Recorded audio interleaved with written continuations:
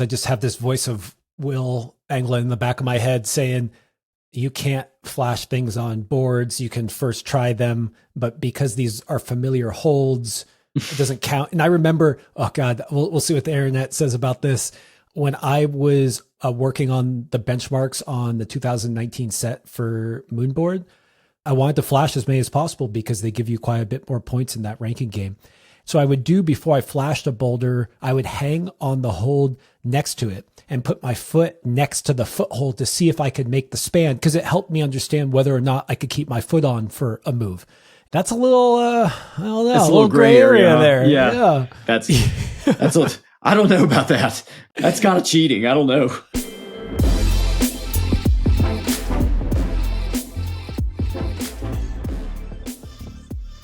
Welcome to the Testpiece podcast.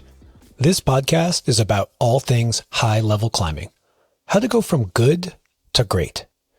I'm your host, Joshua Horsley. I've been climbing for over 30 years. We recently updated our Patreon, and now you get exclusive content from the guests that you love. You get your episodes before everyone else, and they're ad-free. Try it out now at patreon.com/testpiece with a free 7-day trial. Okay, let's start the show. Another month, another board talk, the world's #1 podcast about board climbing. And it's not just me here. Of course, we've got Michael Rosato, Director of Tension. How's it going, Michael? What's up, man? How's it going? Good to be here once again. Do you hear that? Nice. Nice new microphone that we just had like 10 minutes of technical difficulty, and it was actually me and not your microphone. But I was tripping. Josh had me tripping. I was like, no, what the hell else do I have to do here? I've turned the Bluetooth off. Everything says it's... I restarted my computer, and Josh was over there the whole time messing with unplugged. I was just unplugged, dude. Yeah, I mean, I don't know what I'm doing. I've been doing this for years. I have no idea. You think you check all the boxes, and then you just leave it unplugged, you know? Leave the mic unplugged. It's super basic. Well, Michael, good to be back with you. And you are back from Squamish. You were taking a break. You weren't even... Actually, I guess you kind of were working while you were in Squamish, but you're supposed to be just on vacation, having a birthday with Quinn, leaving the dark indoor board climbing world for bright, sunny Squamish. And now you're back, dude. How was it? How was Squamish? Oh, man, it was incredible. I needed to take a break from the boards. I needed to take a break from work. I did try to work a little bit, as I normally do, but I think this trip especially was a little more vacation than work, which is great. Quinn and I are August babies. I turned... I'm not going to tell you my age. Whatever. I'm 36. All right. I think I've already said it. Whatever. Upper 30s. You're in your upper 30s. Upper 30s now. Jeez. Christ. Anyway, so I'm on the 24th. Quinn's on the 27th. And we just decided, hey, let's just go spend some time climbing outside. And that's what we did. We were there for 10 days. And it was a good time, man. It was a really good time. It was hot as hell, I will say that. I've been to Squamish like 4 or 5 times now. It's one of my favorite bouldering areas to visit. But man, it was the hottest I had ever tried to climb there. It was in multiple days. We're in the 90s. Dude, too hot. Bro, yeah. But you know, it was kind of cool because we got there and immediately realized like, this is not going to be one of those high number trips or whatever, you know, like, so the higher end objectives just took a back seat, which is nice because it kind of takes the stress out of doing like high numbers and lets you focus on more of the climbing the volume. And, you know, in Squamish, there's just so many good boulders that are moderates, but you know, when it's 90 degrees, nothing's moderate, right?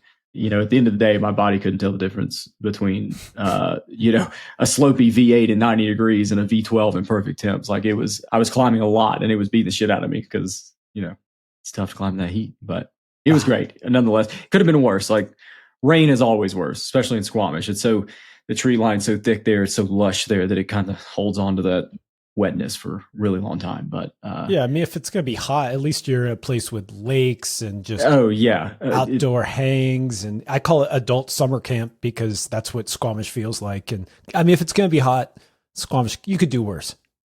Totally. Yeah, there's so much to do, even when you're not climbing there. It's incredible. But no, it was a good time. So yeah, what I expected you to say is, you know, you're out there, granite slopers, techie, all this stuff. And then I'm on Instagram and I see you trying Shelter, which is gotta be the most board climb style in Squamish that exists, which is, Where did you see that? Was it Ross's post? It was Ross's, yeah. Yeah, well, I wasn't really trying it. Look, I just happened to be there, hanging out right there. I did not try it very much at all that day. And frankly, I didn't try it very much at all the entire trip. It definitely was on my list because it's one I need to do. But dude, in 90 degrees, Ross pulled it out like second go, but he's on one and I'm not. So that's okay. But no, I was not on board style anything really. I wouldn't say that. Well, way to go, Ross Fulkerson, friend of the pod, soft second going Shelter, which is dude, yeah, he's on one. It was incredible. I was like, well, I know he's strong. I know Ross is, I've been climbing around him for a bit, and but damn, like he showed up and was like, I'm gonna try to flash. I'm gonna try because it's totally flashable. Like it's all there. You can see it. Nothing really hidden from you. And he started to pull on the Flasco, and the foot for Shelter is just non-existent. It's just this little granite pebble. There's a few options, but they're just all really bad. So he starts to pull up, and it just picks. And he's like, son of a bitch, and then like jumps on, does all the rest of the moves, and the next go, he just fired it. It was incredible. He's on one. Yeah. But the fact that he did it in those temps was just kind of wild to me. I was like, Jesus, man, like go do other things. Go do other, keep staying outside, Ross, because you're going to. Dude, I follow him all the time I know Ross well. I've traveled with him, but I used to joke that he's my athletic Dan Bilzerian. Do you remember that guy, Dan Bilzerian, on Instagram? It was like fast cars. Oh, yeah. Dude, it's just sure.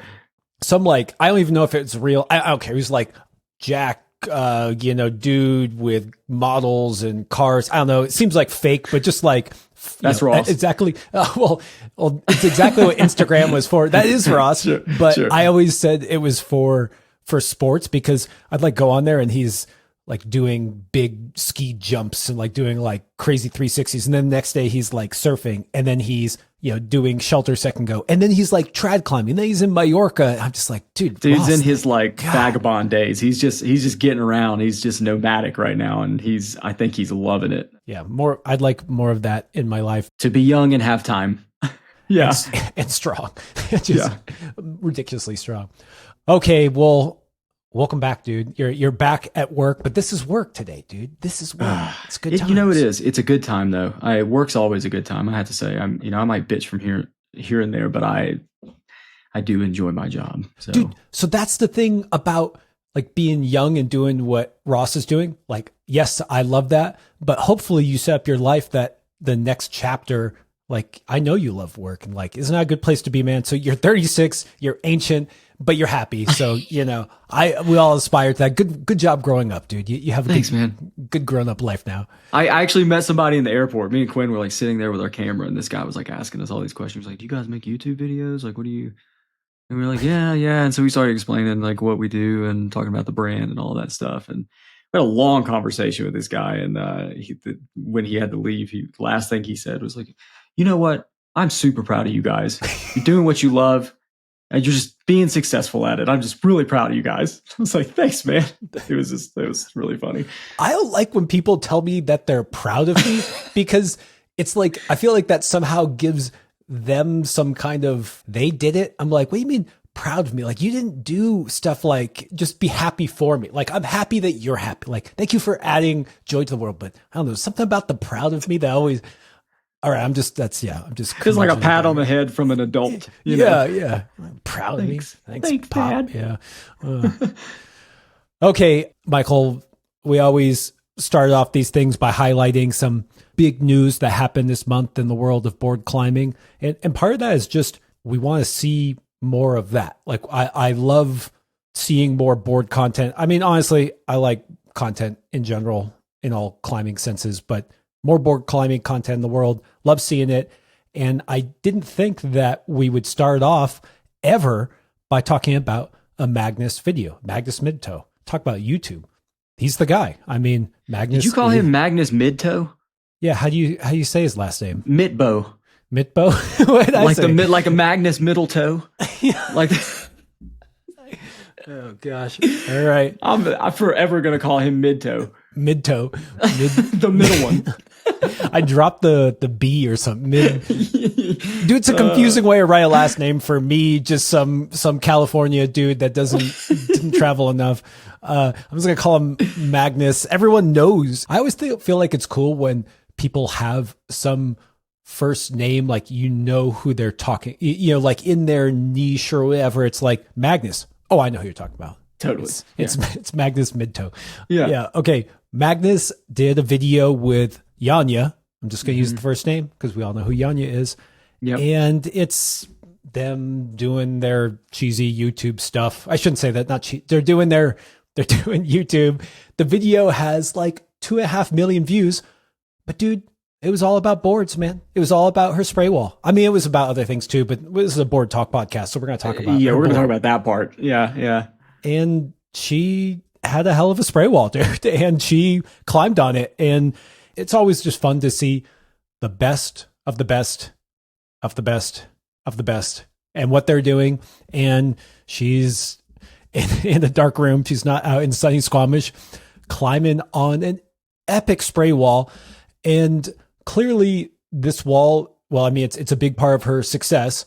Or I don't know, actually, she's the big part of her success, but this wall helped her get there. It's just fun to see, like, what's on there? Like, what did she set on there? And so I don't know, anything jump out to you when you watch that? Yeah. For one, if you guys haven't seen it, which, dude, there's probably around zero chance that anybody listening to this didn't at least glance at that video. There's so many views on it. And also, I don't think she does a lot of those types of things. So it was really cool to just get some insight into her training life, right? But yeah, to see her it's not very big, like the room, the area that she has, like, but I think it's pretty dedicated to her. But yeah, that spray wall, it was primarily like macros and pour pinches rather than crimp pull downs, which is what I come across more often than not, right? But I think that makes total sense for her to be training on a spray wall like that, given, you know, these are the types of holds she's got to be used to for World Cups and stuff like that. One of the things that jumped out to me was it's really well set, but there's so many large holds on it. Like the fact that they all fit together as well as they did, that's kind of an art. So somebody who's seasoned in setting spray walls, definitely behind it. But one of the things that jumped out to me was some of the newer holds that I saw on it.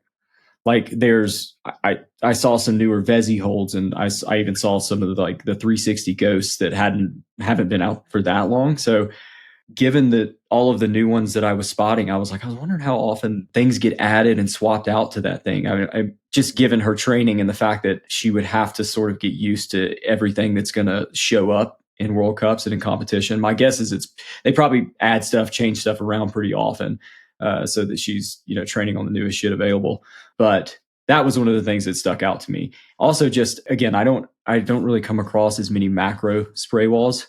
There's a lot of money in macros. Like there's a lot of they're really expensive. So that's just not usually what you come across. I would love to train on one of those. Also, like they allow you to campus. So part of the later part of the video, they were doing campus boulders, which is really cool because that's not something you could do on many of them either, right? Like many of them prioritize the smaller shapes with the lower textures. So like you're really asking for it if you try to campus on those. I mean, some of them have bigger holds that you can kind of maybe ladder up just a few things, but pound for pound, they're not usually made of the things you're campusing around on. But it was really cool to see macros and how the campusing, sort of the macros lend to that campusing, like coordination type stuff, which I think has a lot of utility for a training, right? That jumped out at me too, that whole campusing section and campusing on big slopey macros instead of edges. And I actually saw that too, where I was just like, gosh, there's a lot of macros or big holds. It almost looked like this mix of comp style spray wall and the old school style spray wall, where it was dense, but it was like dense with those big macros. And instead of it being like big spread out large macros, that's all like cordo moves and stuff, it was like slopey, but almost had like still a kind of old style look to it, but with new style holds. Yeah. I didn't zoom in that much. I couldn't really see, but it didn't look like she had, you know, those old relics that you tend to see oftentimes on a lot of the American spray walls.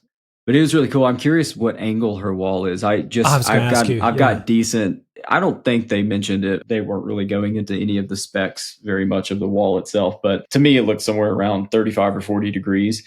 But I also noticed, I don't know if you noticed this, they had an additional spray wall in the background, and that one looked to be more vert, maybe like 20 or 30. But yeah, man, really cool spray wall. I hope to come across one of those soon, like the macro style.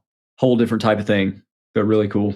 It's interesting that they even talked about campusing and showcased it, because they went through her whole training thing. It starts out by emphasizing how bad all those holds are, and they have like these made up boulders. Her and Magnus are, bouldering, like just on like a spray wall, whatever, just like you and me would do, just at a lower level and probably with more crimps.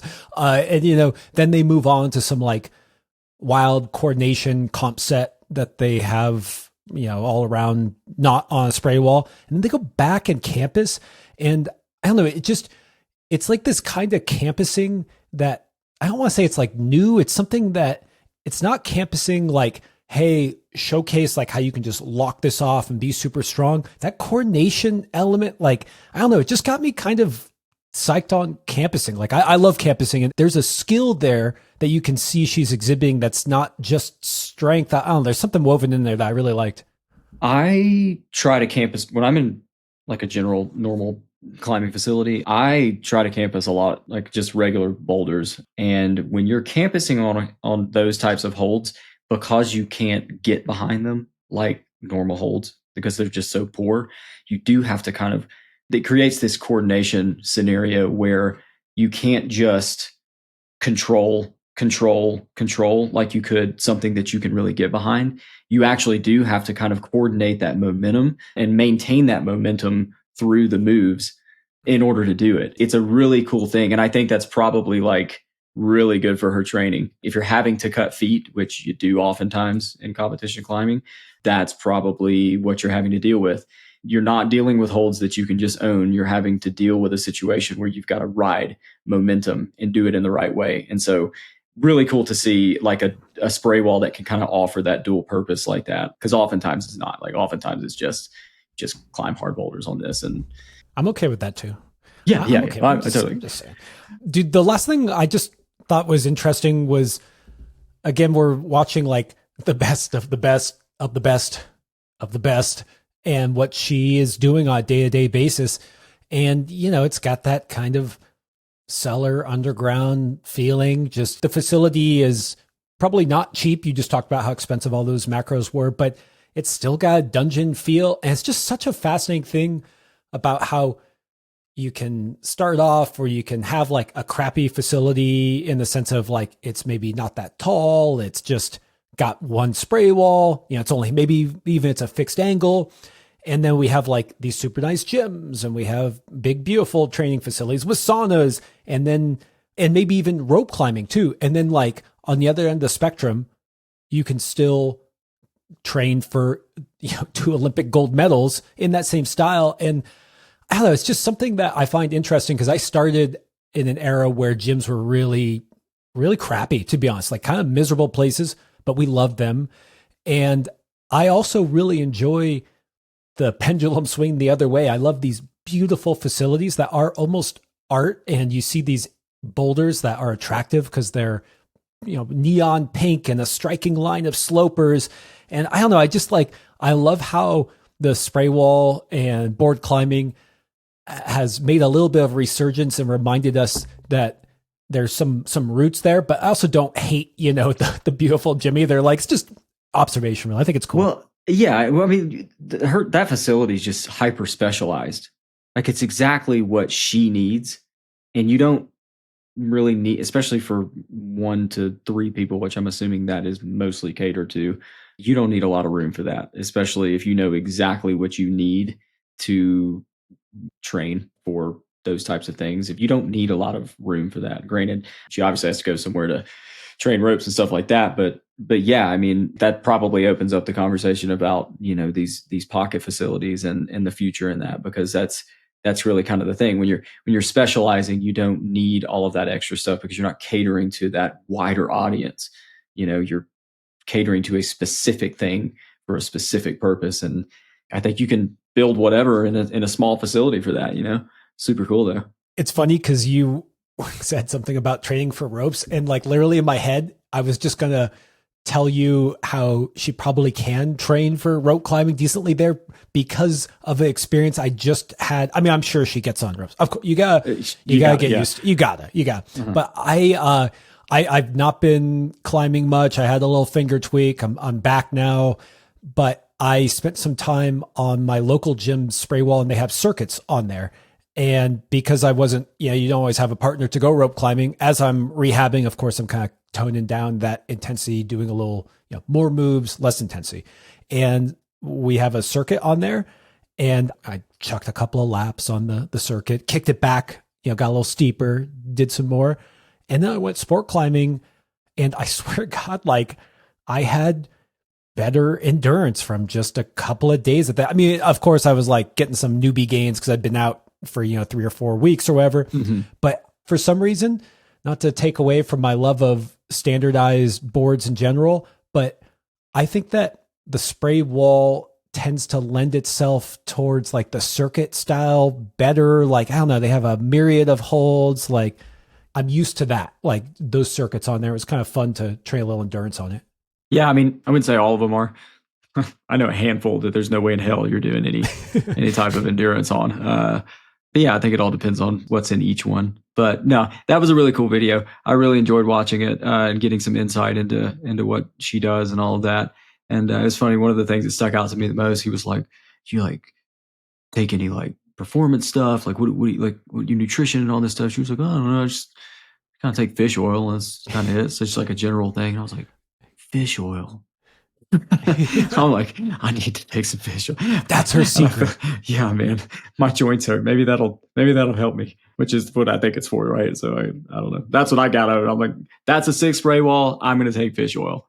You hear that? Michael believes all you need is a good spray wall and some fish oil, and gold medals on the way. Yeah, exactly. Okay, there was a million other videos. We can never cover them all. And one of the ones that we didn't really say anything about, it's kind of like a little teaser. It happened nearly a month ago, so I don't know, maybe it didn't line up with our recording dates, but saw Kilter put out a little video with Mr. Jimmy Webb, talking about new board, like a home wall Fullride, I think they call it. So instead of it just being a home board, they're adding panels or stretching out, so maybe it's a little more gym oriented. And I texted one of the owners there to ask them, "Hey, is there one near me? Like, can I go and climb on?" And then as I texted that, I realized like it may not exactly be out in the market yet. That I can't remember if that was a bit of a teaser, but either way, just kind of, psyched to see something new. And I get a lot of requests for people who do have the Kilter board home wall and they want me to review it or say something about it. I'm like, I haven't climbed on it. I don't have access to every board ever. And so I'm trying. I reached out to Kilter. I'm hoping to give it a shot in the near future. Yeah, I want to try it as well. I've seen it. It's been around, at least in the home wall size, for a long time. But yeah, it's cool to see some media on the development of that thing. And it's also just great to see Jimmy pop up a little bit. Like I hadn't seen him on anything for a minute. And I love that guy. Jimmy's a great setter. He's a great hold shaper. He's obviously phenomenal climber. Way back when in the South, when we were both living there, we'd always run into each other and would climb together here and there. And before Jimmy was Jimmy that we all know. Yeah. Yeah. I remember watching him on some things and then just saying to myself, like, this guy's absolutely going places. Like, because it wasn't just, he's got this certain he's got his own climbing style, really. It's just, it wasn't just the fact that his movement just looks so effortless. It was what he was doing those moves on that was kind of bonkers to me. He's a bigger dude. He's a lot bigger than I am. And he was just making the smallest, worst crimps you've ever seen just seem like any other hold.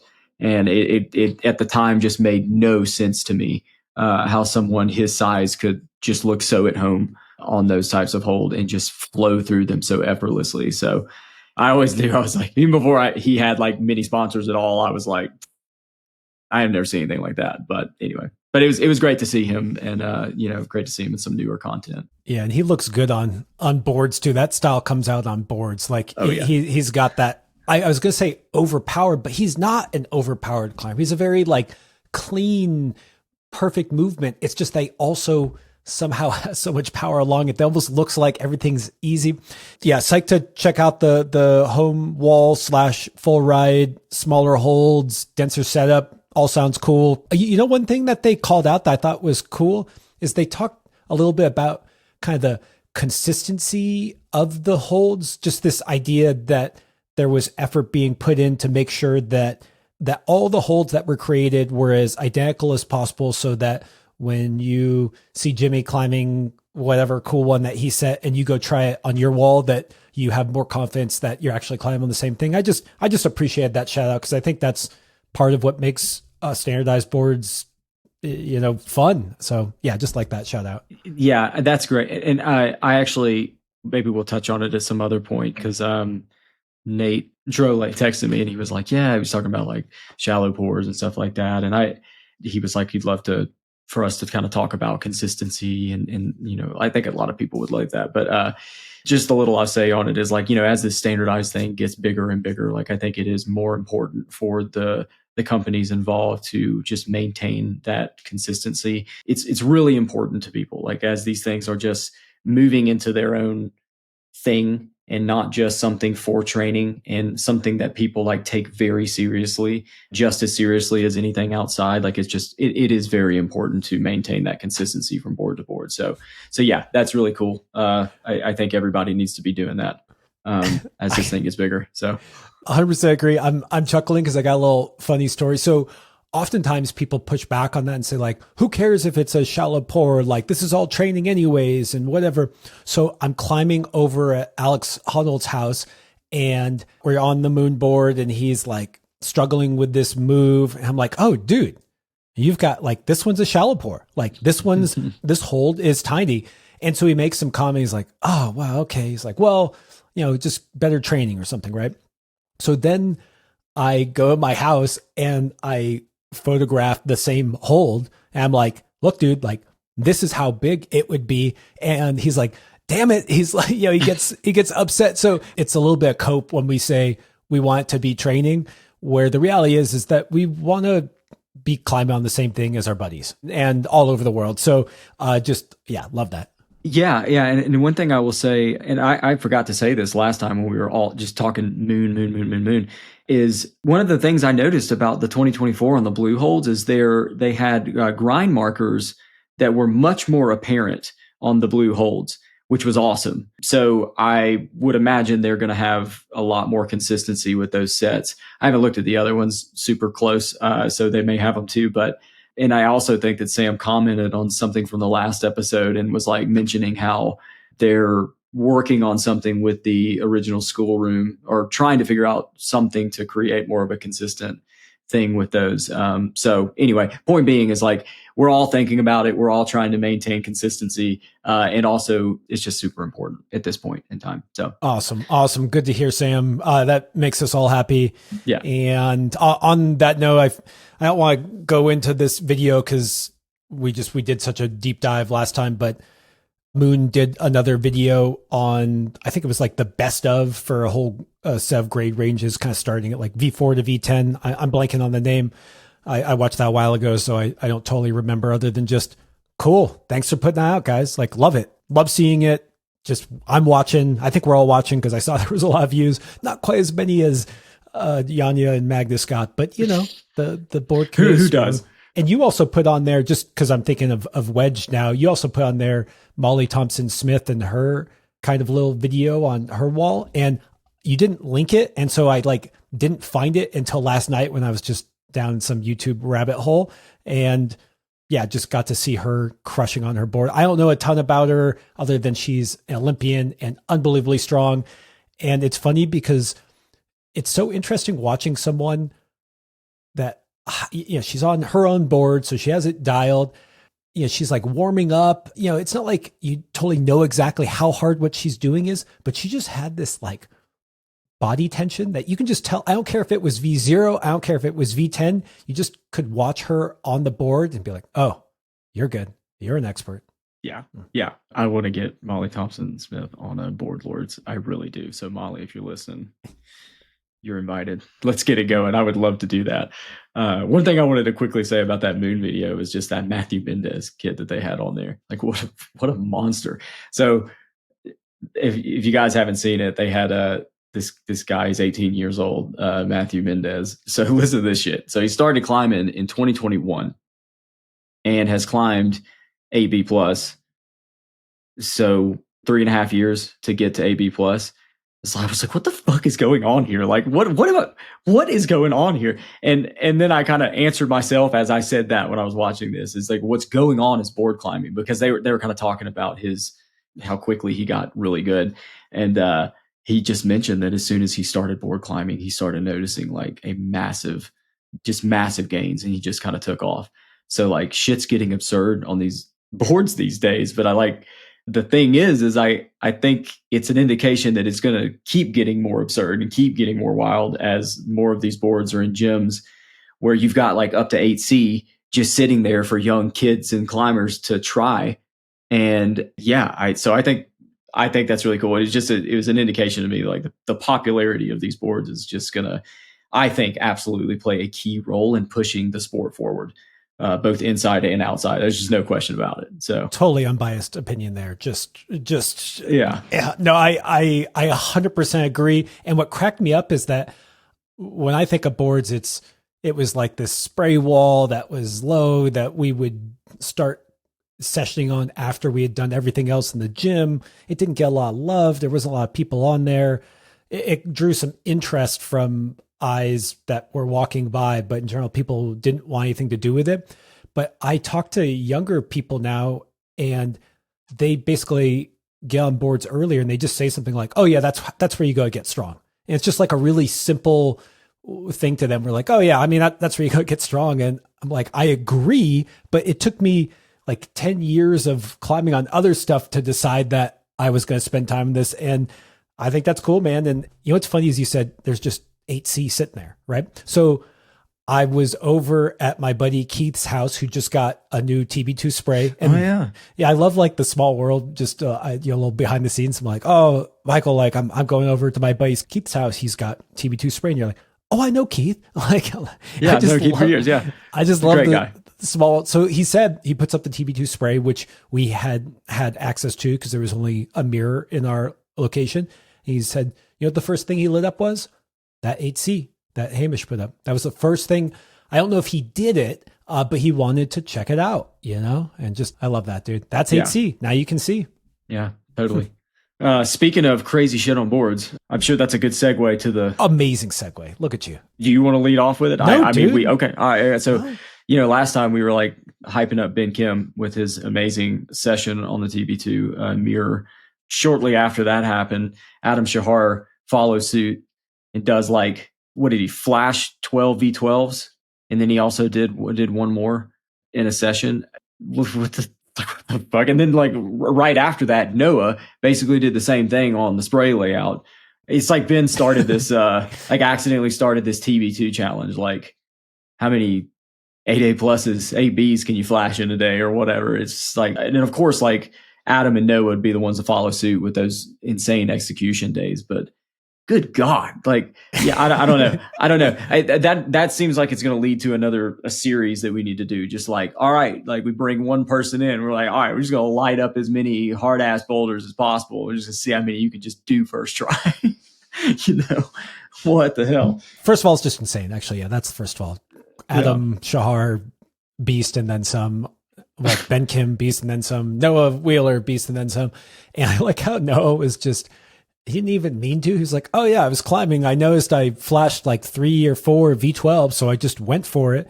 And I feel like we need some kind of name for this. So, okay, if you do 3 double digits in a day, we call that triple double. All right. That's kind of like, that's been a thing forever. It's always a good goal. Usually we're talking about outside. And then there's also been the factorial idea where a factorial is like that exclamation mark. So it's in one day you do a V10, a V9, a V8, a V7, blah, blah, blah, all the way down to V0, ideally. And so now this idea of like flashing or doing the same number of the same grade, like flash 12 V12s. Like we need a name for that, dude. I don't know. You got anything? Something like the gauntlet. Like you flash 10 V10s and you're you're like I don't know, you're like God tier. It's the God tier challenge. No, it needs some kind of like math. I guess the triple double comes from basketball. Okay, right. Okay, well, comment. People listening, this is your chance to name something cool. Whoever's listening. Yeah, y'all throw some ideas out there, some comments on what we got to call this thing. We got to coin it. It's got to be something clever. Any rhymes and alliteration are welcome. Let's think on that. But either way, it's freaking insane. Okay, so I brought this up a little bit last time, and like these are V12s. They are. Like we know they're V12 because we've climbed V12 and we've climbed some of these climbs and they're freaking V12. They're a certain kind of V12. They're a board V12. And it would be much less likely for someone to walk into font and then flash 12 V12s. For one thing, there's like a density factor, but there's also like a technique and a subtlety and just what does this say about board climbing that this can occur? Because it's something somewhat unique to boards, I would argue, or at least indoor climbing, but let's just keep the boards because, it's board talk. Yeah. I mean, I don't know. It's basically the easiest way to say it is like your strength level distilled. It's like you kind of take out the dimension, the body position, all of that, those other things, and you just distill it down to the raw power and the raw strength and all of those things.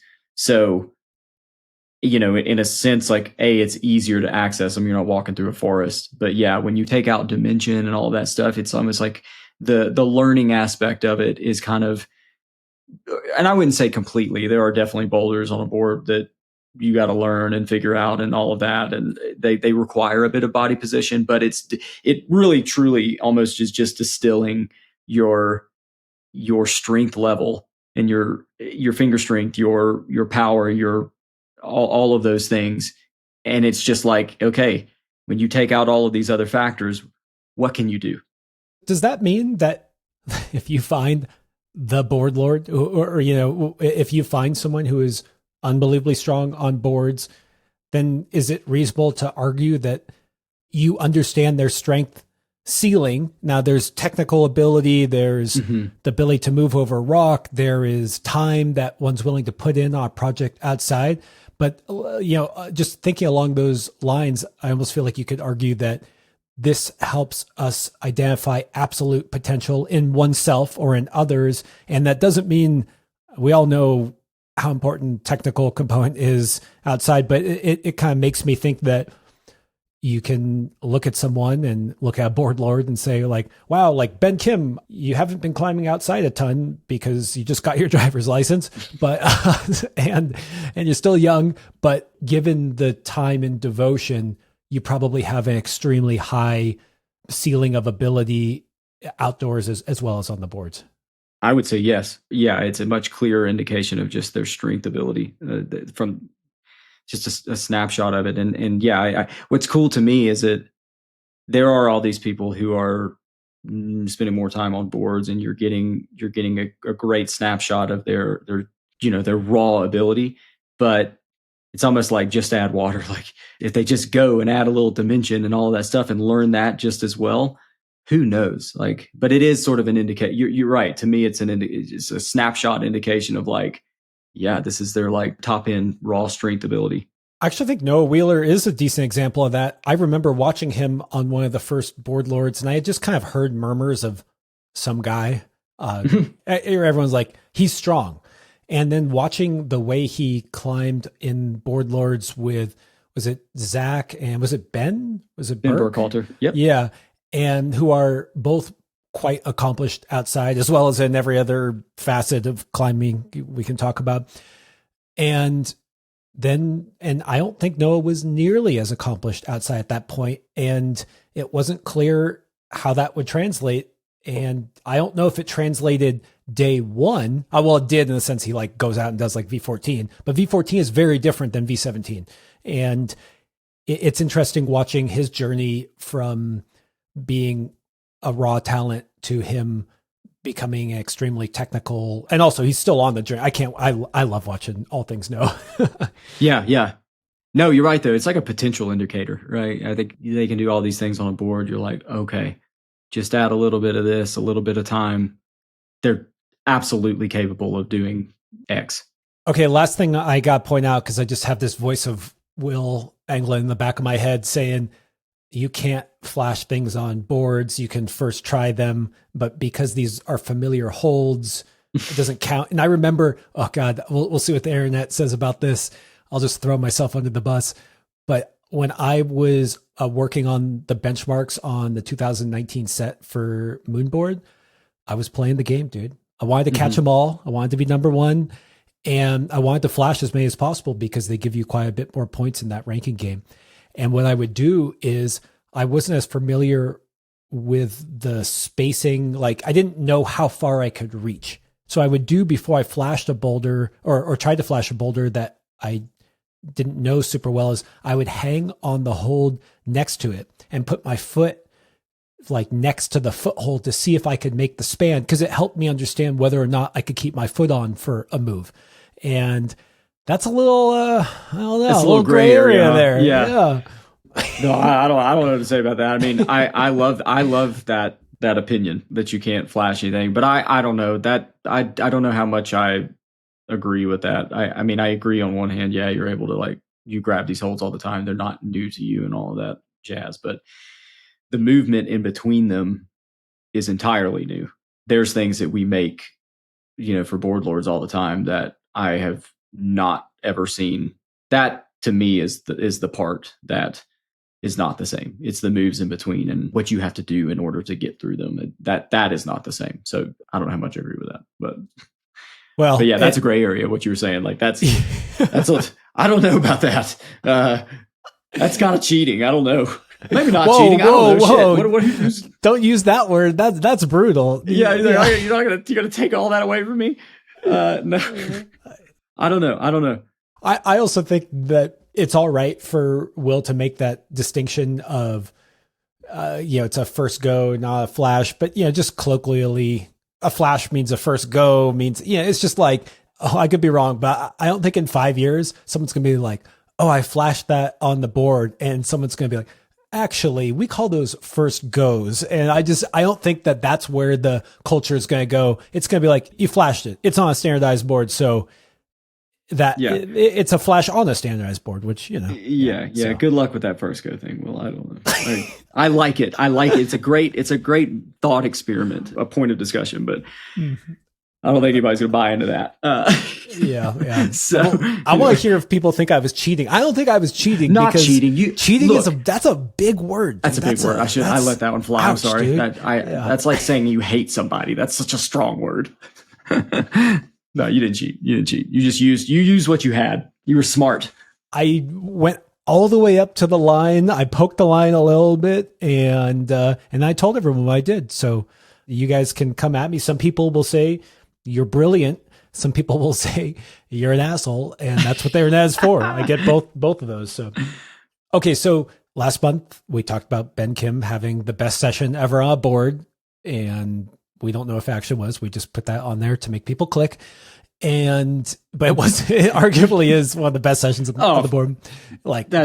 So many 13s and 12. Good luck. That won't be topped for a bit, despite Adam's amazing 12. Don't say that, dude. Every time we get on one of these, it's some crazy shit happens every month. So you never know. There's that guy on Australia. If you know, people know who I'm talking about. Dude, dude, you dropped the. I'm telling, y'all need to follow that guy. He's the strongest person on the boards. I'm fairly certain. Anyway, we'll talk about this guy at some point, because I'm trying to fly his ass out eventually to get him in front of a camera. I don't even know how old he is. I don't know anything about him, but I just know that I know he did Jaded the other day, which is likely right up there with one of the hardest on the TB2. That's one of Matt Folt's early boulders that you just crazy span between the worst holds on the board. Anyway, go check him out. Board. Or no, I think his account is Return of Board. I think something messed up. It got hacked or something. Anyway, imagine hacking. So yeah. Anyway, okay. Ben Kim made some comment. It was his first time on the on the TB2 mirror, which is probably why he had the possibility of doing so well and flashing so many climbs because they were all new to him. And he made a comment like, is the mirror soft compared to the spray? And I wanted to point out that it's been refuted basically because I think Adam's badass day was on the TB2 spray, right? Like I think he did that on the spray layout. Was it Noah? I thought Noah did. I don't know what Adam did. I have to go back and look. I felt like Noah was on the spray. You're right. It was Adam might have been on mirror. Okay, whatever. Like the amazing session has been done on the mirror and the spray. I just climbed on the spray. It wasn't the first time, but it was one of the first times. And in fact, I don't know. I found some of them maybe a little easy for the grade. I don't know. It depends on what grade range you're climbing in. So especially on the upper end, I think the spray layout's undoubtedly a little stiffer than the mirror. And the reason is partly because one of the first gyms to adopt the 12-12 spray layout was the front in Salt Lake. And so all those strong guys that trained at the front, Brian Squire, Zach Galla, Nate Williams, they were setting a ton of stuff on the upper end, and they were leaning a bit more sandbag than what we were initially doing on the mirror. So yeah, I absolutely, especially like on the upper end, I would say from 11 to 13 on the spray layout is for sure harder than the mirror, just because those guys were they were sandbagging a little more. And also like the hold orientation is just ever so slightly more extreme on that layout. So I think a lot of things just feel a little less ergo and whatever. But I don't know. I think lower than that, I would agree with you. It's not really that different, but I think it really depends on the range you're climbing and whose boulders you're climbing on. Well, so you just outed me as climbing on less than V11, and it was true. The one I was thinking was a 10 I did, and I did try some 11, but it didn't seem, I don't know, it was like a slopey traverse one, although we had new sticky holds. Dude. Was it Absentia? No, it was like, it started on the right, traversed on a bunch of slopers. You had to kick your foot over. That's Absentia. Yeah, that's an early wheel boulder at 50 degrees. Yeah. Okay. I didn't think that was too tough. I didn't do it. So keep it. You're like, I didn't find it that bad. I didn't do it, but it was my first session back in like 5 weeks. Okay. Yeah, here, this brings up a good question. So for us, it revolved around a heel hook, and we kind of couldn't do this heel hook without kind of camming our foot against another hold. And there was definitely no room. And either we had to like not use that as a heel hook. Like, what do you think? Were we cheating? Like, were we cheating? That is a gray area. I really think if you're actively camming your foot against the hold that is not lit up, that's cheating. If you happen to touch it because it's in the way to where your foot has to kind of bend on the hold and all that shit, I don't think it's that big a deal. There is like a trust thing involved there of like everybody needs to, I think when you're using something and when you're not. If you're just touching it because you have to touch it because it's in the way and it's a standardized board and that's just what happens sometimes, I think that's fine. But you can't cam your fucking foot against something that's not lit up. Okay? Michael, Scout's honor, I know what you're saying though, because like there's camming where you like, okay, I could drop this down an inch and then slam it into the side versus, when I weight it, it kind of hits the hold and probably creates some opposition there. But what are you going to do? But I would argue, sorry, Will, I would argue that maybe that's bad setting. I don't know. Just to go back to Will, had a reel on the Good Temps podcast where he talked about how the best boulders don't have these kind of questions. You just go on with your life. And Will, calling you out, I think that means that could have been set differently because I don't want to have that question. I don't want to. Shit. Ooh, dude, we're just calling out Will. Well, it's not just Will. You're going to call out somebody whose project that is, and that's the coolest thing they've ever climbed, and they're going to be like, "What the fuck?" You're going to say that shit's not good because that is a great boulder, but I know what you're talking about though, and yeah, there's just like a integrity thing there where you just got to you got to be honest. It's not the best when you're having to use something or you're faced with trying to avoid a hold, simply to get through the move. But it happens. Quick break while I tell you about today's sponsor. You. That's right, you. Thank you to all the patrons who help make this show possible. Join them so you can get episodes early before anyone else, and those episodes are ad-free. As a patron, you also get to submit questions for upcoming guests. The answers to those questions are only available to patrons. Follow the link in the show notes to join now. You also get access to a private Discord where you'll find me and other people who want to go from good to great. Okay, back to the pod. Okay, this would have been a perfect segue into our next topic, which is the board route setting clinic that you did while on quote unquote vacation. But before we do that, we got to touch on the last media. And that was, well, actually, you introduce it. Oh, go ahead. Because this is hot off the press. I noticed this late last night, so I threw this in here. I'm going to get through it real quick.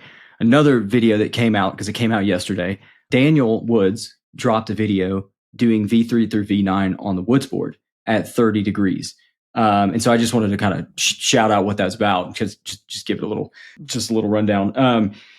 So he dropped the video yesterday. Very cool to see more content around that board. He was doing some lower end climbs for him, because I think he's coming back from an injury. And it was cool to see what that board looks like at 30, because I feel like I always see it really slammed. But yeah, it was interesting, because like in the video, he mentioned that when he board climbs, he prefers to climb more static tensiony climbs because he just doesn't cut feet all that often outside. So it was really interesting to hear him, because nobody else really ever talks about that. It's kind of echoes some of the shit I've been saying a lot, but what I know. But you know Daniel Woods. I know Daniel Woods, but I'm not. But it is true. Like that's kind of the same reason why I'm not constantly jumping around on boards too. But anyway, point being is I really want to try that board. It's really cool. I'll probably go try it really soon. But anyway, really cool to see what V3 through V9 looks like. Really cool to see some of the climbs at 30 degrees. That board probably does climb really well at 30 degrees. It looks like it leans more towards just a higher difficulty pound for pound on the holds, just from what I can tell. I may be totally wrong on that, but I would bet that thing climbs really, really well at 30 degrees. But anyway, yeah, I'm going to reach out to him and see if he'll give me give me the rundown, give me the classic score or whatever they call them, if they have them on the Woods board. But yeah, to me, it looks like a board climber's board. Like there's just a lot of down pulls, a lot of wooden holds. It seems like a ton of difficulty through the hands and feet. So anyway, I just wanted to slide that in there, because I definitely want to check it out. And it's cool to see more media and content come out around it. Dude, psyched to see it. I wish I had gotten time to watch it. Yeah, this is hot off the presses for me too. Didn't get to watch it. I think it's interesting to see it at 30 degrees, because a lot of the way boards are right now is that the more you slam them down or back or wherever the term would be to make them steep, kind of the harder they are. And it's really fun and intricate, and I love that. But a lot of outdoor climbing is 30 degrees. That's about as steep as it gets. A lot of outdoor climbing is 30 degrees. A lot of hard boulders are 30 degrees. Well, that's awesome to hear. I love seeing him on easier stuff too, and just being, I don't know, actually I take it back. He makes hard stuff look easy too. So whatever, dude. Yeah. Reach out to him. Let's climb on it. Get him on the pod. Have him have him come on here and shout out the Woods board. I'd love to hear more about it. Yeah.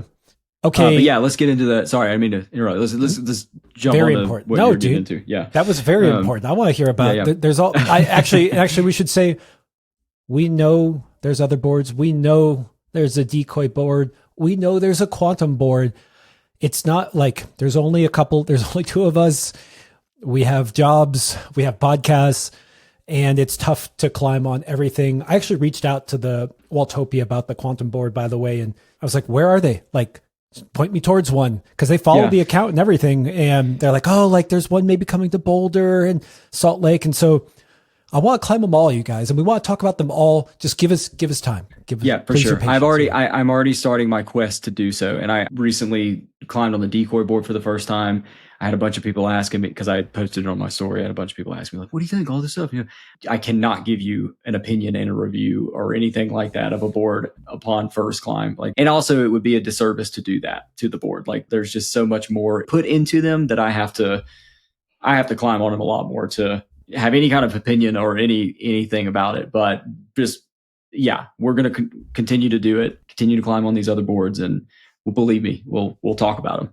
Yeah. We love that this is a problem to have to go and climb on all these boards. And to any companies listening like Decoy or Quantum or Woods, help us out. Like tell us where they are. Give us an opportunity to get out there and try them, and we'd love to discuss them because we'd love to climb on them because we love boards. Okay, lots of media. That's fine. Lots of media. Well, this one was a tension climbing media put on by yours truly, Michael Rosato. It's a spray wall series. Also, another friend of the pod, Austin Geiman. And when I did a podcast with Austin about him doing Defying Gravity, which was an amazing send for him, in the background was this board. And then when I did a podcast with Nathaniel Coleman about No One Mourns the Wicked, that board was in the background there too. So tell us about the spray wall series. You went to Austin Geiman's house and climbed on his amazing spray wall in the background of those pods. And yeah, man, tell me about it. Yeah, real quick, I want to shout out one thing because I think everybody sees my face as hosting these things, and I just want to shout out Quinn, because what people don't realize is Quinn's the one putting all of this media together. He edits all of these, and he just does a phenomenal job, video after video. I think he just gets better and better and better. He does all the Board Lords episodes. He does all the Spray Wall episodes. So the strong guy who's doing all the projects in the video, he's also the one editing these videos. So just want to shout out Quinn. I'm so proud of Quinn. So proud of Quinn. I just am. So I gotta tell everybody. Anyway, so yeah, this spray wall episode was our 12th episode actually. And the spray wall series is our longest running YouTube series. We were visiting spray walls a good bit before doing anything standardized board related. But anyway, this one was at Austin Geiman's house. Austin is the owner of Springs Climbing Center in Colorado Springs, which funny enough was the very first episode we did was on their incredible spray wall, which is massive. And it is kind of the crown jewel of their gym. And I think actually they recently reset it entirely. And from what I've heard, it's even better than before. So we're going to have to go back there. But anyway, this one was at his house, and his spray wall's in his attic, which was really cool. I don't think we haven't done one that's been in an attic yet. But it's 50 degrees, which was awesome. I think 50 is my favorite angle. I'm just put that out there. Like 50 is definitely my favorite angle. But yeah, it was like the perfect height, the perfect width. It was just amazing. Austin's been around climbing holes his entire life, and he had everything from the old pushers, the old Nicros, So Ill, Technic. Had all the usuals that you see on all these good spray walls. But he also had some newer shapes on there, a lot of which are, people don't know this, but Austin makes his own holds, and they are really good spray wall holds. I think he's calling them, that's his hold line or his hold company, Spray, but I don't even know how he sells them. I think he just makes them for his friends and stuff, because we have a bunch for the Beast as well. But anyway, we had Chase Martinez, Luke Vincent, those guys climb at the Springs. They're front range monsters. They were throwing down with us. So strong. And characters, man. I love those guys. But it was a great time. It was probably one of my favorites so far. It was just such a unique setting for the board to be in an attic. And what was really cool about it is being that it kind of A-framed in a way, it's like the top of the house. It gave you room to swing out when you had to do dynamic moves. Like you didn't hit a wall, you didn't hit anything. It just was perfectly set. He had an AC unit right next to it, so it wasn't hot at all. It was actually temps in there. He had his 3D printers around. He had a Mandalorian mask that I attempted to do a hard boulder in, got fairly far, but then I couldn't see. Anyway, that one was a really, really, really fun one. And frankly, again, I think it was one of my favorite spray walls to visit. Go check it out if you haven't seen it. It was a good time. But dude, when I think back to some of my favorite sessions ever in life, they're on the spray wall with a crew, where somehow in that session, you all are climbing roughly the same grade, or like the climbs lend themselves where like one person can do this one move but can't do the next move, and the other person can do that move easily but can't do the move that you can do, and that back and forth and that energy and that fun.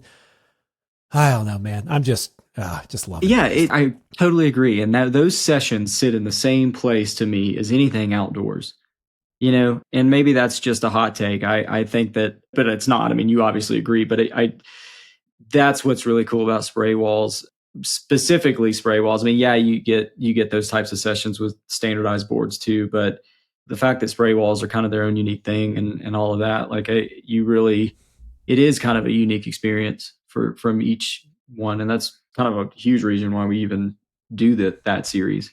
Yeah, I want to ask you about that because I mean, you're the director of marketing. You guys sell boards. You guys sell training tools. But the spray wall series, why do you guys do it? Like, what's the business reason for doing that? There's not a lot of business reason for doing that. I mean, just spray walls hold in all of our hearts. Like, we're a climbing training brand, and I think that most of us, when we grew up at one point or another, like the spray wall had a massive impact on us. Like I think all of us at Tinchin at some point or another just realize that we get most return from our time on spray walls, as far as the training on them and all of that. And to me, they're all just super unique. Like there's no two alike. And that's what's really cool. Like they all have their own styles. They have their own feelings, their own history. And I wanted to make this series because I think they deserve to be spotlighted. It's in a funny way, like they're almost the antithesis of what standardized boards are. I was thinking about this the other day. Standardized boards are the flashy, mass-produced Mercedes with all the premium features and the modern tech.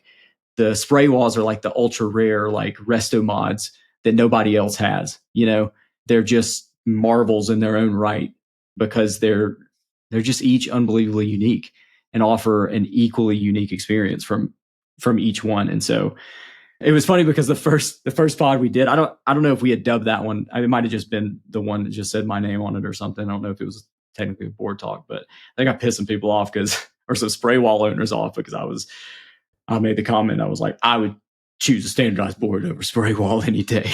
But that's only because I really enjoy the social component of the boards and what they offer. But I mean, and also the setting for a spray wall and all that. Like spray walls are just a long-term endeavor that I just don't think is for everyone, But that said, I am very much in love with spray walls, and I am obsessed with just what they are, what they provide users, and again, how just each one has their own unique history and story.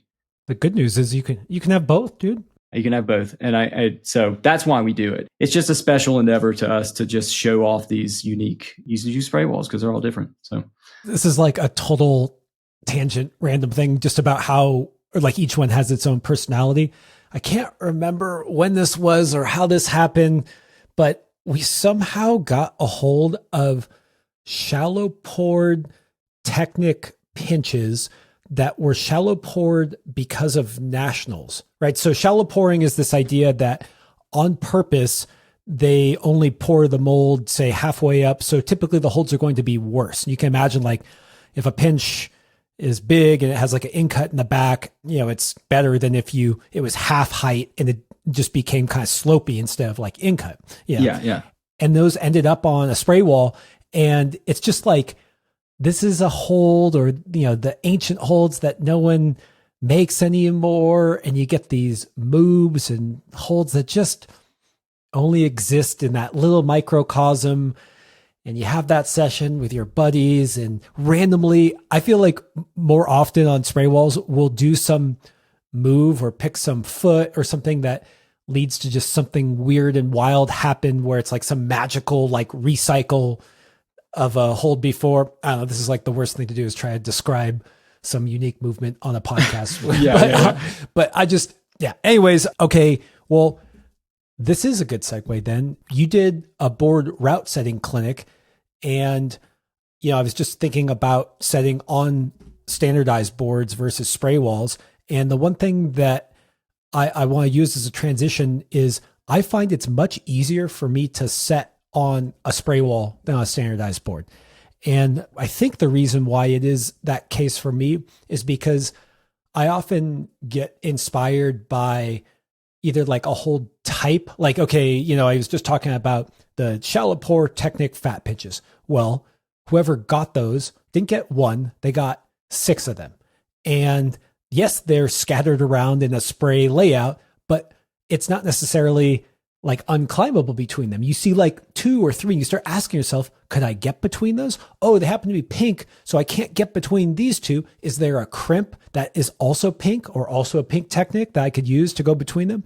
And so for me, I have an easier time kind of pulling out that line or whatever you want to call it. Like I get inspired by colors, and I can get overwhelmed on a standardized board where there's almost like, it's harder for me to pick out a theme. And so I'm using that to talk more about your board route setting clinic that you did while on quote unquote vacation. Yeah. Well, I mean, I would think a large reason for that is pound for pound spray walls just usually have a much higher quantity of holds. So there's just like a lot more options usually available when they're well set. You don't have quite as many holds on a standardized board. So there's just not as many options to choose from. So that probably lends to that or is why that is the case. But yeah, we did a board route setting clinic in Vancouver. First one ever? Is there ever been a board route setting clinic before in the world? I don't know. I mean, there've definitely been board clinics, but I think those are more centered around how to access the app and all of that, just for beginners and how to like climb and train on them, so on and so forth. But I haven't seen any that are specific to setting on them. But yeah, I got in touch with Zoe Boschman, who runs events and marketing and stuff at Progression Bouldering Gym in Vancouver. And it just was great timing because they were hosting like a spread of clinics right around that same time. So I was just like, let's do it. Also, because I have this in my notes, I wanted to shout out that gym because it's a beautiful gym. Like that is a beautiful gym. It's one of the most beautiful bouldering gyms I've been to. But anyway, the reason I wanted to do it because I realized there's just a large number of people who are setting boulders on the TB2 that have just never had any other opportunity to set in their lives. And it's just because they have the opportunity to that they're just making stuff, but they just have no idea how to approach it, how to do it. And I think that the lack of general education around setting and common practice and all that stuff is just contributing to like a large number of not so good or ass boulders, if you will, in the database. So yeah, the setting clinic was just an effort. Me and Quinn got together and we were just like, yeah, let's just make an effort to help these folks have like a basic education of how to make higher quality climbs. So they can go on and make more of them and just try to boost the overall experience on the board if you're not like sticking to just classics. I appreciate you guys going out into the community, helping out, because, we can chuckle and be like, oh, those are ass boulders. But if you have zero exposure to setting, why would they be anything but? And I also don't want to discourage people. Like, you want to know how to make better boulders? Make more boulders, climb on them. Yeah. Or take a clinic from you. But so give me the outline. Like, what'd you guys do a prep? Like, just what's the TLDR clinic right here on the podcast? So we started off just with some icebreakers. We actually had a spread of people. I thought we would mainly just have people who were pretty seasoned at climbing on the board and setting, but a lot of them were just climbed on other boards primarily.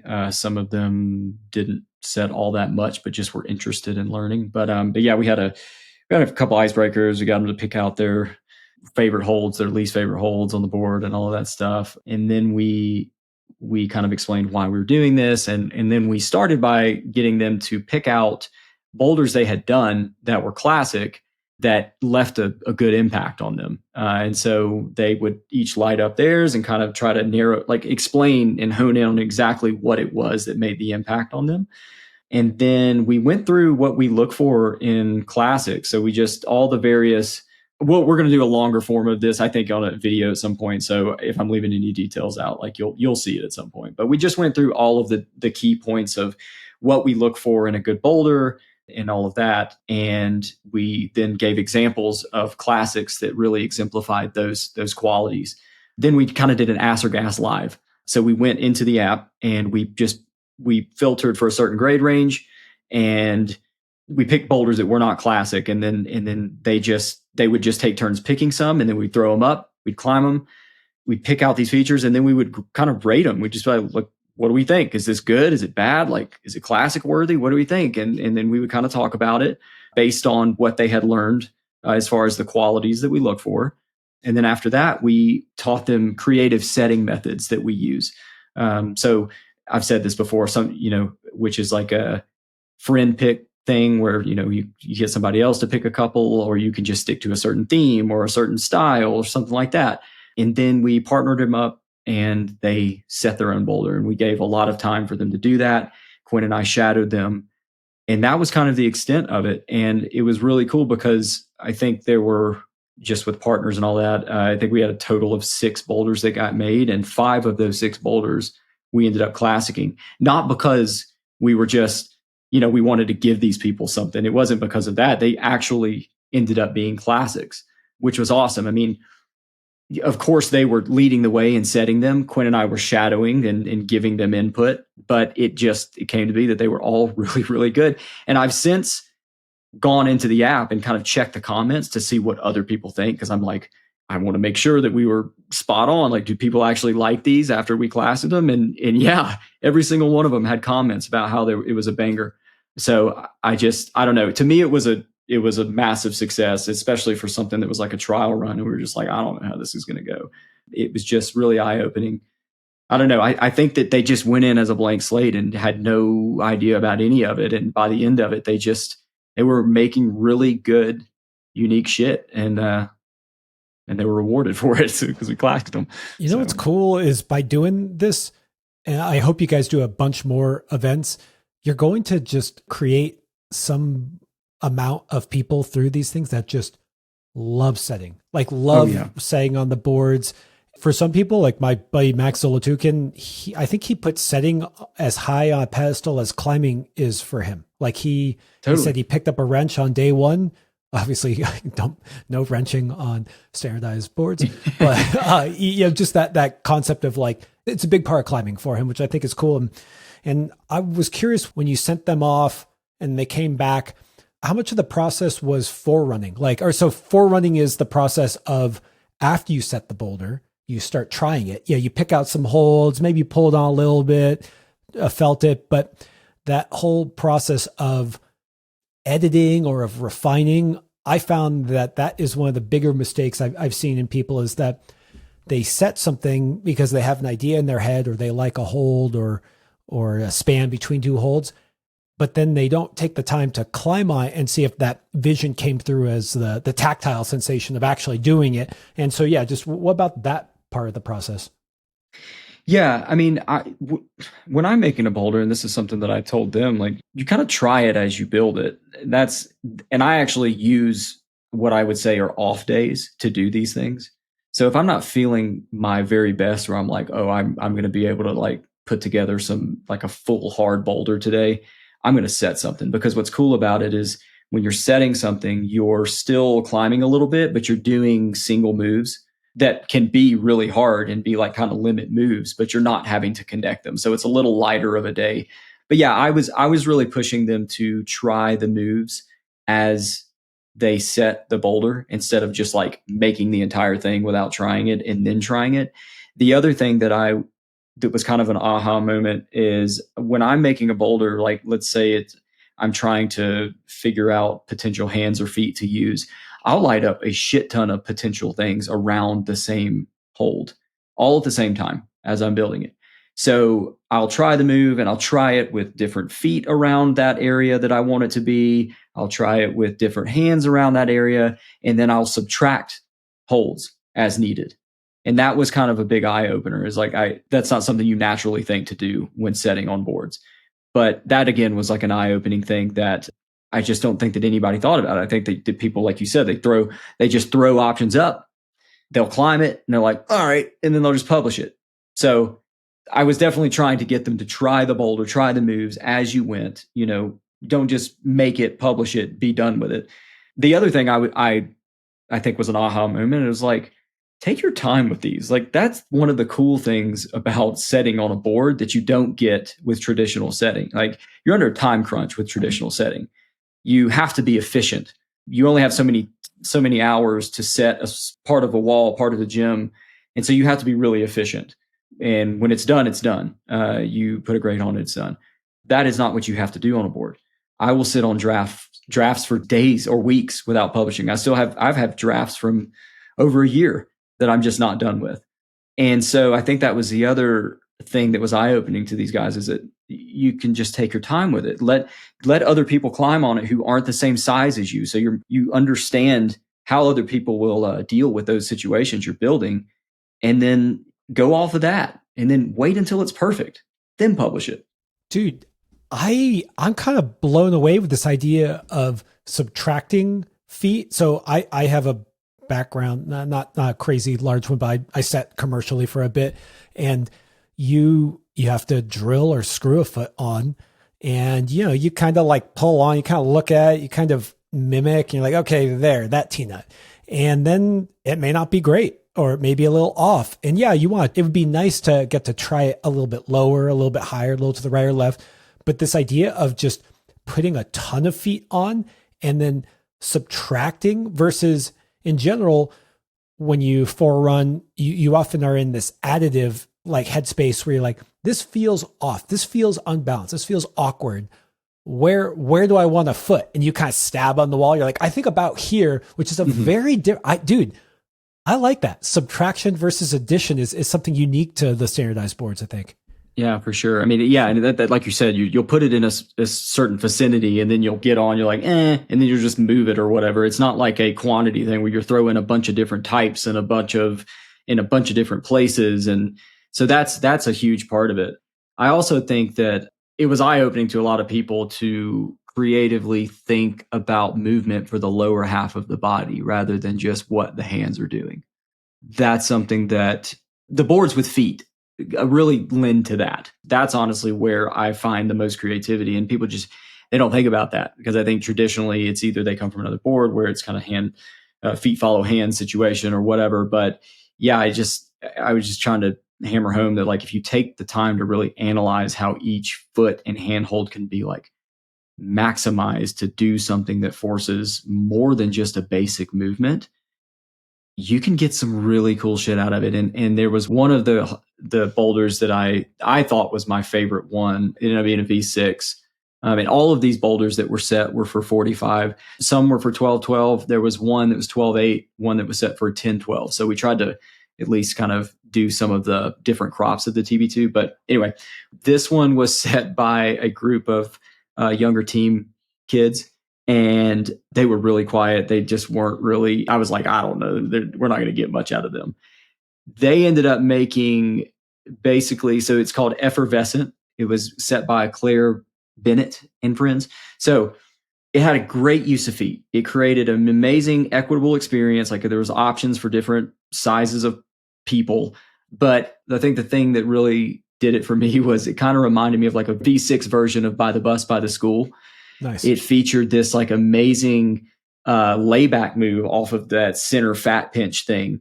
And it was just so damn good. And it was things like that where I think that the shadowing helped here. They were like thinking one thing. They had kind of had like the beginning and the end. There was something they were trying to figure out the middle. And I was like, check out what happens when you do this to that hold, and just like turn your hand upside down and grab it. Instead of a down pull, you grab it as an underclean, and look at what you can do with your body, and like look at how far you can lay back. And it just lit up this light bulb, and it ended up being just such a cool flow. So anyway, all that is to say is, like, it made me think that we need to do these more often. People don't really have anything to go off of to approach setting on these boards, and I think it just all goes into making a better quality experience for the board and everybody else involved. So nice. I'll go check out Effervescent, and if you can text me the names of those other ones that got classic, it'll be fun to put them up, and you all can go try them and climb on them. And I like this habit of setting and understanding movement. Like, I think it was a big unlock for my climbing when I had to set. And when you set something, it feels awkward. It's because it's awkward. And you need to, at least, especially in the beginning of your setting career, you need to understand why it's awkward. Like, is it the foot? Is it the hand position? And then, let's say the board's really steep, you lay back, you switch that thing to an undercling, and on By the Bus, by the School, this is a classic V10, you end up with one of your feet like over your head because you're laid back and it's steep, but it doesn't feel awkward. And that sounds crazy. Like I put a foot over my head and it feels comfortable. It feels smooth. And I just think that helps you understand when you're climbing. And one of the first tips I give people, if I take someone climbing, they've never climbed before and they're on some move and they reach out and they barn door. I'm like, I just ask them like, did it feel like you were going to explode or barn door as soon as you let go with your hand? They say, yes. I'm like, well, next time, try to move your body, look at all the feet, look at the handholds, and just move around until it doesn't feel awkward, until it doesn't feel like you're going to explode off.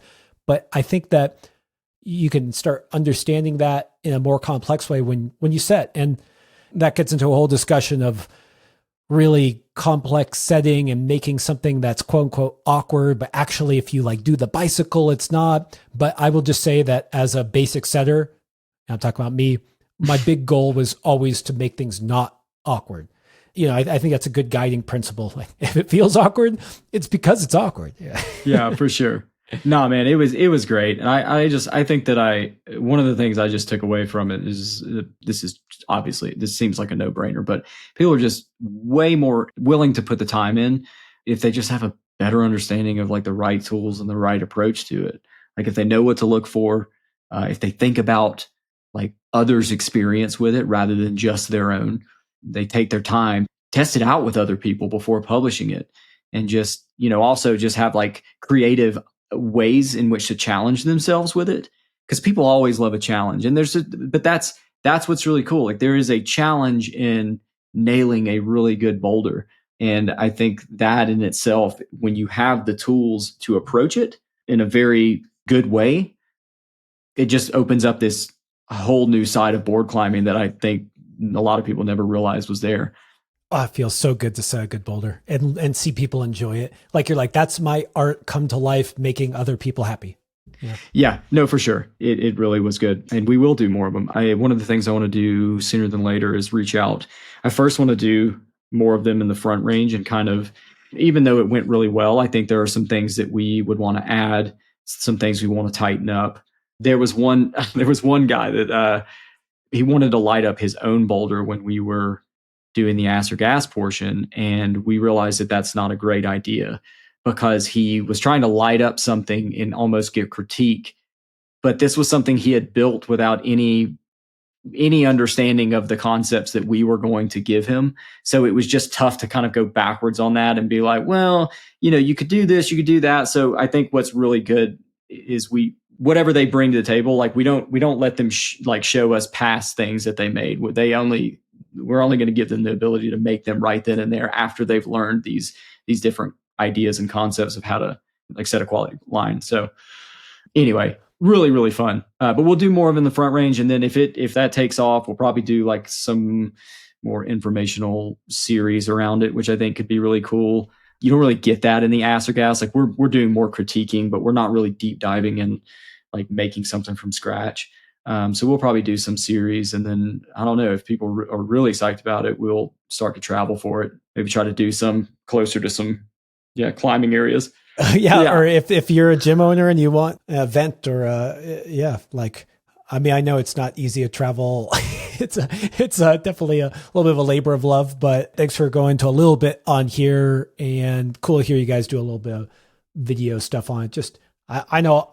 I love route setting, so it's near and dear to me.